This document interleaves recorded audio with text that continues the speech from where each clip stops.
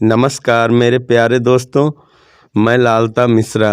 आज मैं ऐसी कथा लेके आया हूँ कि जो व्यक्ति जितना सरल और सहज होता है, परमात्मा उसको बहुत जल्दी मिल जाता है। ऐसे ही एक भक्त हुए ढैया जी महाराज। 2.5 किलो को ढैया कहते हैं। तो वो उनका ये था कि वो 2.5 किलो भोजन खाते थे। उनकी माँ उनको 2.5 किलो तराजू से तौल के आटे की रोटी बना के देती थी और वो पूरा पा जाते थे प्रेम से। और अगर उसके आगे भी कोई प्रेम से खीर, कचौड़ी, पकौड़ी खिलाना चाहे तो वो भी खा जाते थे वो, पर 2.5 किलो से कम नहीं खाते थे। तो गांव वालों ने उनका नाम ही रख दिया ढैया। ढैया जी महाराज के जब माता पिता का देहांत हो गया, बहुत ही सरल थे, बहुत ही साधारण व्यक्ति थे। इतने सीधे साधे व्यक्ति थे कि उनके माता पिता के देहांत के बाद फिर उनके घर वाले उनको इतना भोजन करा ही नहीं पाते थे। कौन इतना 2.5 किलो राशन का बना के खिलाए उनको। तो किसी ने सलाह दे दिया कि तुम वहाँ अयोध्या में भगवान श्री राम का मंदिर है, उसके बगल में एक आश्रम है, उस आश्रम में हमेशा भंडारा चलता रहता है, वहीं चले जाओ। ढैया जी महाराज चल दिए अयोध्या की तरफ। वहाँ पहुँचे तो एक आश्रम में जाके रुके, गुरुदेव भगवान को प्रणाम किया और बोले कि हमें यहीं पे रहना है, रख लो, जो भी सेवा बोलोगे हम वो सेवा करेंगे, सिर्फ भोजन चाहिए।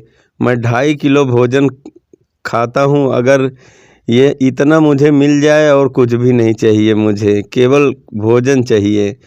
गुरुदेव भगवान ने कहा यहाँ पे 24 घंटे भंडारा चलता है, 2.5 किलो क्या, तुम 5 किलो खाओ, कोई दिक्कत नहीं है। यहाँ पे सब प्रभु की कृपा चल रही है, प्रसाद चल रहा है, खूब पाओ प्रेम से। तो उसके बाद उनको सेवा मिली गैया चराने की। गाय चराने अपने जंगल में जाते थे। गुरुदेव भगवान ने कहा कि आज एकादशी है, तुम तो आश्रम में भंडारा बनेगा नहीं, सभी व्रत हैं, और तुमको अगर भोजन पाना है तो अपना राशन पानी ले जाओ यहाँ से और जंगल में अपना लकड़ियाँ बीन लेना, वहीं बना के खा लेना, भोजन पा लेना। लेकिन एक बात ज़रूर ध्यान देना, पहले ठाकुर जी को भोग जरूर लगाना। प्रभु श्री राम को बिना भोग लगाए मत पाना भोजन। गुरु जी ने ये बता दिया और अपना वो राशन मिल जाता था 2.5 किलो, और लेके अपना जंगल चले जाते थे। गैया अपनी चरती रहती थी और वहीं पे लकड़ियाँ बीन के और वहीं पे अपना बाटी बना लेते थे, आटे का गोल गोल बना के, और उसी आग में पका लेते थे और प्रेम से पा लेते थे। तो अपना बनाया भोजन तैयार किया, पर ध्यान आया कि गुरु जी ने कहा कि पहले ठाकुर जी को ज़रूर पवाना। तो ढैया ने ध्यान लगा के कहा कि हे मेरे गुरुदेव के ठाकुर जी, कहाँ हो, आओ भोजन पाओ। आँख उठा के देखी तो ठाकुर जी सामने खड़े। तो उस ढैया ने पूछा कि आप कौन हो। उन्होंने कहा अभी अभी तो तुमने हमें बुलाया, मैं ही तो हूँ ठाकुर जी। तो बोले महाराज आप भी पाओगे। बोले हाँ। भाई उन्होंने उनको पवाया। वो तो प्रभु बोले कि तुम्हारे गुरु जी तो हमें सामने रख देते हैं भोजन, और उसके बाद आंख बंद कर लेते हैं, तो मैं पा लेता हूँ, तुम भी आंख बंद कर लो फिर मैं पा लूँगा। ढैया ने कहा जैसी गुरुदेव की इच्छा। आंख बंद करके बैठ गए, तब ठाकुर जी ने पूरी पत्तल चाट ली, पूरा भोजन खत्म कर दिया। अब धीरे ढैया ने आँख खोल के देखी तो कुछ भी नहीं था उसमें। यहाँ वहाँ कोने पत्तलों में 1-2 टुकड़े पड़े हुए थे, वही अपना उठा के वो भी खा लेते। पर एक ऐसी तृप्ति मिलती उसको खाने में कि ढैया जी का महाराज पूरी तरह से पेट भर जाता। वो जो पत्तल में थोड़ा बहुत बचा रहता, उसी को खा के तृप्त हो जाते ढैया जी। तो गए फिर गैया वैया शाम को अपने लेके घर पहुँचे। गुरुदेव भगवान को बताया कि गुरुदेव अब हमें 5 किलो देना आटा, क्योंकि आपके ठाकुर जी खुद आते हैं खाने के लिए। गुरुदेव भगवान ने सोचा ठाकुर जी कैसे आते हैं, अरे इतना भोला है, थोड़ा पागल भी है लग रहा है ये। ठाकुर जी कहाँ आ जाएंगे, हम इतने दिनों से भोग लगा रहे हैं तो कभी नहीं आते ठाकुर जी, इसके पास कहाँ से आ जाएंगे। फिर भी दे दो इसको, राशन की कोई कमी तो है नहीं आश्रम में। उसको 5 किलो दे दिया। 5 किलो ले गया। आज वो बढ़िया बनाया बाटी, और बना के जब तैयार किया तो फिर उसने आंख बंद करी और प्रभु से कहा कि गुरुदेव के ठाकुर जी आओ भोग लगाओ। ठाकुर जी इस बार दो आंख खोल के देखी ढैया ने तो 2 लोग खड़े थे, माता जी भी खड़ी थी, सीता माता और भगवान श्री राम खड़े थे। इस बार देखा उसने, कहा अरे भाई इस बार तो 2 आ गए हैं और मैं 5 किलो ही लेके आया हूँ। तो ढैया ने पूछा ये क्या माता जी भी भोग लगाएंगी? प्रभु ने कहा कि हाँ ये भी भोग लगाएंगी और हमारे बराबर ही भोग लगाएंगी। ढैया ने कहा फिर तो आज भी हो गई कथा हमारी, आज भी भोजन नहीं मिलेगा लगता है। दोनों लोग भोजन पाने बैठे, फिर कुछ नहीं बचा, सारा खत्म हो गया। अब फिर उसने पत्तल में जो बचा थोड़ा बहुत खाया अपना, और फिर गया गुरुदेव के पास, बोला गुरुदेव भगवान इस बार तो 2 लोग आए थे, एक उनकी पत्नी भी आई थी ठाकुर जी की। गुरुदेव ने कहा ये सब चीज़ें इसको कैसे मालूम कि उनकी पत्नी भी हैं? फिर भी उन्होंने, गुरुदेव ने कहा कोई बात नहीं, इस बार इसको 7.5 किलो दे दो। कोई बात नहीं, गैयों को खिलाता होगा या पशु पक्षियों को खिलाता होगा, जिसको भी खिलाता हो दे दो इसको, आश्रम में कोई कमी नहीं है। उसको इस बार 7.5 किलो दे दिया गया राशन। ले गया अपना बनाया, और बनाने के बाद इस बार बज गए 3:30 उसको बनाते बनाते, शाम हो गई। इतना ढेर सारा राशन बनाते बनाते शाम हो गई। अब इस बार जब बना के तैयार किया तब ध्यान लगाया, आंख बंद करके कहा हे मेरे गुरुदेव के ठाकुर जी आओ भोग लगाओ। अब आंख खोल के देखी तो इस बार 3 आदमी खड़े थे। महाराज ये कौन है? बोले ये मेरे भाई हैं, छोटे भाई लक्ष्मण भैया। अब बोले ये भी पाएंगे प्रसाद? बोले हाँ ये भी पाएंगे। अब भाई 3 माता और प्रभु और लक्ष्मण भैया तीनों ने मिल के प्रसाद पाया, और फिर उसका जितना राशन था सब खत्म हो गया।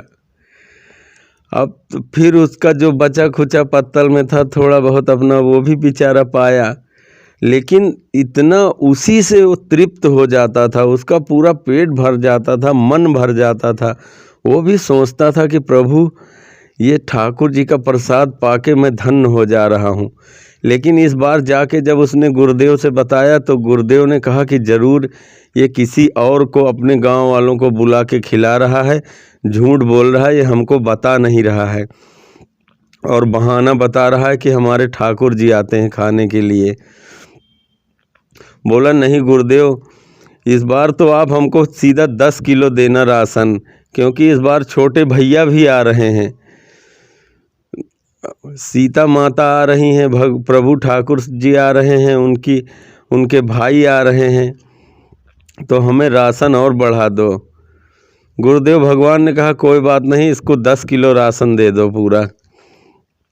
अब इस बार 10 किलो राशन लेके पहुँचे, बनाते बनाते शाम हो जाती है। अब तो बहुत सारा राशन है, शाम हो जाती है।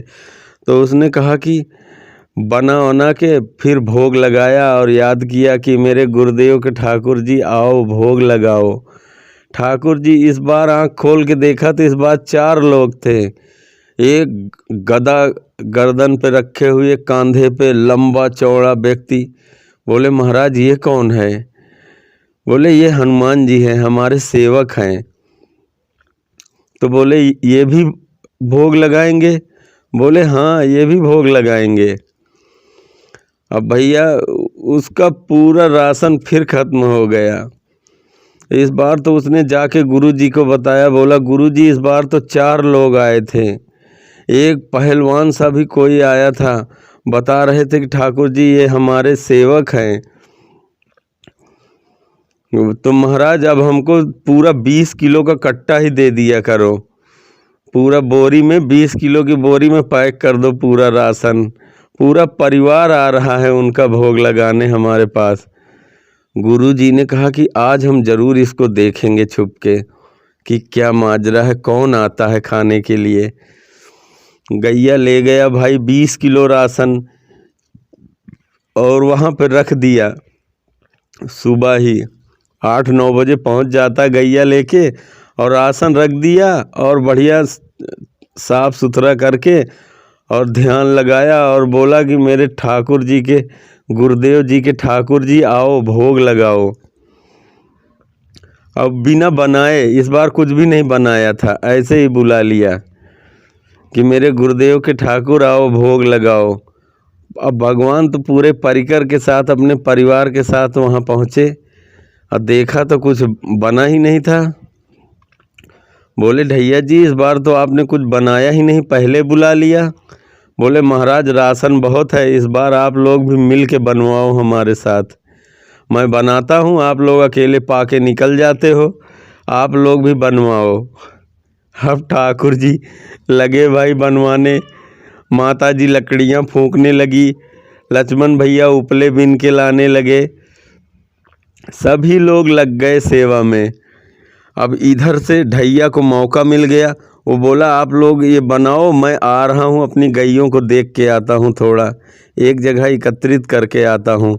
अब यूँ कह के वो भाग के गया आश्रम में गुरुदेव को जाके बोला गुरुदेव चलिए जल्दी, वहाँ प्रभु का पूरा परिवार आया है और मैं सबको खाना बनाने में लगा के आया हूँ, सारे लोग भोजन तैयार कर रहे हैं। अब गुरुदेव भागते हुए आए, पूरा आश्रम भागता हुआ आया। जब देखा कि प्रभु स्वयं आए हैं, उसकी बात का तो विश्वास था नहीं, पर फिर भी लोग आए देखने को। आके देखा तो ठाकुर जी भोजन बनाने में लगे हैं पूरे परिवार के साथ। ये देख के गुरुदेव भगवान उसके चरणों में गिर पड़े, ढैया के चरणों में गिर पड़े। बोले तू धन्य है, तो मैं इतने सालों से भगवान की तपस्या कर रहा हूँ, साधना कर रहा हूँ, भगवान का दर्शन तक नहीं हुआ, तू धन्य है, तेरी कृपा से आज हमें भी ठाकुर जी के दर्शन हो गए। भगवान से कहा कि हे प्रभु, हम लोग इतने दिनों से आपको भोग लगाते हैं, आज तक तो कभी पाने नहीं आए। प्रभु ने कहा कि जो ज्ञान से और बुद्धि से हमें पाना चाहता है, मैं ज्ञान और बुद्धि से बहुत ऊपर हूँ, ज्ञान और बुद्धि से हमें कोई नहीं पकड़ सकता। हमें पाना है तो सहज होना पड़ेगा। जो व्यक्ति सहज और सरल होता है, मैं उससे स्वतः ही आके मिल लेता हूँ, उसके एक बार के बुलाने से भी आ जाता हूँ मैं। परमात्मा हमेशा सरल स्वभाव वाले व्यक्ति को आके मिल जाते हैं। मेरे दोस्तों, ऐसी और वीडियो देखने के लिए आप हमारे चैनल को सब्सक्राइब कर लें। हम फिर मिलेंगे अपने अगली वीडियो में, तब तक के लिए जय श्री राधे कृष्ण।